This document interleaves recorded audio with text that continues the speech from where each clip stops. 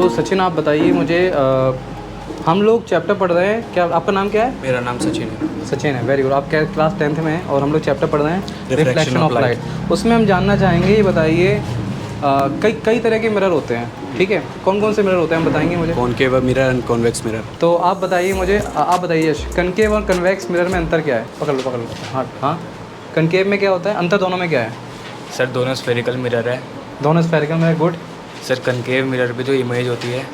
हाँ जी, आप बताइए, ये पास करते रहा करो। हाँ, कनकेव और कन्वेक्स मिरर में अंतर क्या है बेटा? What is the difference between concave and convex mirror? Spherical shape है दोनों का स्फेरिकल, अंतर क्या है बेटा, और डिफरेंस?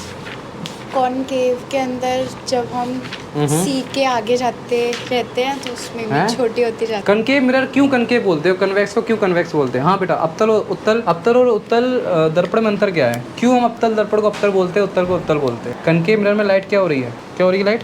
बैंड बैंड हो रही है। बैंड मतलब जैसे, जल्दी लिखो। हाँ, लाइट बैंड हो रही है, लाइट बैंड हो रही है, कैसे? रिफ्लेक्ट होके रिफ्लेक्ट होकर लाइट बैंड कैसे हो रही है? लाइट जब बैंड होती है तो दो तरह से बैंड होती है, नहीं समझे? एक अंदर की तरफ आती है और एक बाहर की तरफ जाती है। तो ये क्या हो रही है? उसको एक, जिसमें एक को कन्वर्जेंट बोलते हैं, एक को डाइवर्जेंट बोलते हैं। तो ये क्या हो रही है? अंदर की तरफ। तो इसे क्या बोलते हैं? कनकेव मिरर का दूसरा मैंने हमने डेफिनेशन लिखवाई थी, आपको बताया था। कनकेव मिरर में क्या होता है, जब लाइट पैरेलल होती है, कहाँ जाती है? बोलो, फोकस। तो लाइट आ रही है, क्या हो रही है? अंदर की तरफ आ रही है। इसे कहते हैं, कनकेव मिरर का दूसरा नाम क्या है? कन्वर्जेंट मिरर है। इसलिए उसका फोकस रियल नहीं होगा, अभी हम पढ़ाएंगे, उसका फोकस वर्चुअल होगा। कन्वेक्स मिरर में लाइट ऐसे टकराएगी, क्या हुआ लाइट? कन्वेक्स मिरर में क्या हुआ? कन्वेक्स मिरर कैसा होता है? चम्मच होती, चम्मच। अंदर की तरफ क्या है? कनकेव। और ये वाला, ये तो बताया था मैंने, कन्वेक्स। केव क्या होता है? कन्वर्जेंट। जबकि कन्वर्जेंट का मतलब अभिसारित।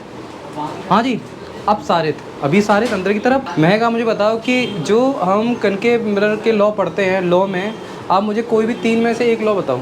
A ray of light passing through the principal axis is reflected back जब लाइट पास कैसे हो रही है पैरेलल हो जाती है, तो वो क्या होगी? रिफ्लेक्ट होकर। जब लाइट पैरेलल पास हो रही है तो क्या होगी? वो रिफ्लेक्ट होकर रिफ्लेक्ट होकर फोकस पर। तो उसे हाँ, फोकस से गुजरेगी। शाबाश, इनके लिए ताली, जो ने सही बताया।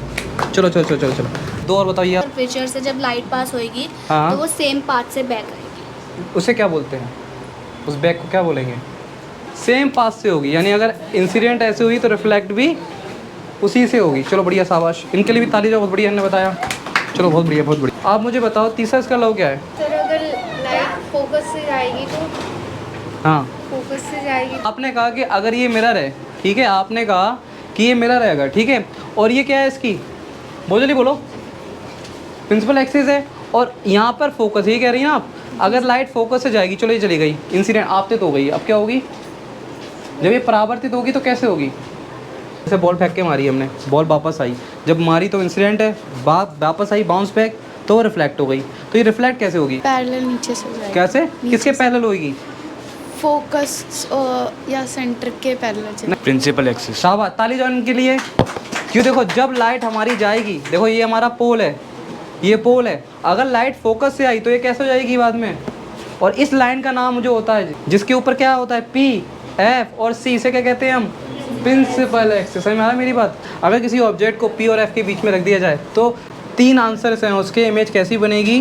बिहाइंड द मिरर, दूसरा, लार्ज देन अपतल दर्पण के पी माने ध्रुव, एफ माने फोकस के बीच रखा जाता है तो वस्तु का प्रतिबिंब कैसा होगा? आभासी और सीधी होगी। एफ और सी के बीच में रखा तो इमेज कैसी बनेगी? आप बताइए, अगर ऑब्जेक्ट को हमने सी पर रख दिया तो इमेज कैसी बनेगी? सी और एफ के बीच सिर्फ सी पर रखा है, थोड़ा सा आगे बनेगी, मतलब कितना आगे? फोकस और उसके बीच में। आप बताइए, सी पर रखा ऑब्जेक्ट को, सर सेम साइज की होगी। पहला सेम साइज, इन्वर्टेड। इन्वर्टेड यानी उल्टी, वेरी गुड। तीसरा, जल्दी बोलो यार, टाइम आउट। सर सचिन बता, अगर ऑब्जेक्ट को हमने सी से अभी उधर ले गए, सी से बियॉन्ड, हाँ, तो इन्फिनिटी पे बनेगा तो नहीं, सी से बियॉन्ड ले गए, इमेज कहाँ बनेगी?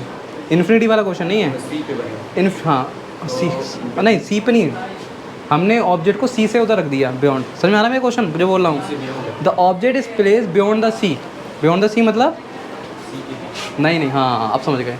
ये हमारा मिरर है और ये हमारा पोल, फोकस, सी हमने इधर रखा, कहीं भी रखते, इन्फिनिटी में नहीं है, इधर रखा है। अब बताओ, यानी हमने P फोकस C, हमने ऑब्जेक्ट को यहाँ रख दिया मान लो, अब कैसे बनेगा इमेज? हाँ, रियल और इन्वर्टेड, रियल इन्वर्टेड, तीसरा स्मॉल साइज स्मॉलर साइज, और फोकस और कर्वेचर। फोकस और कर्वेचर या फोकस, श्योर सही बताया इन्होंने, तालियां इनके लिए, शाबाश। हाँ जी, तो ये तक पहुँचे, आप थोड़ा रह गए, तो ये आप चॉकलेट लीजिए आप, ठीक है।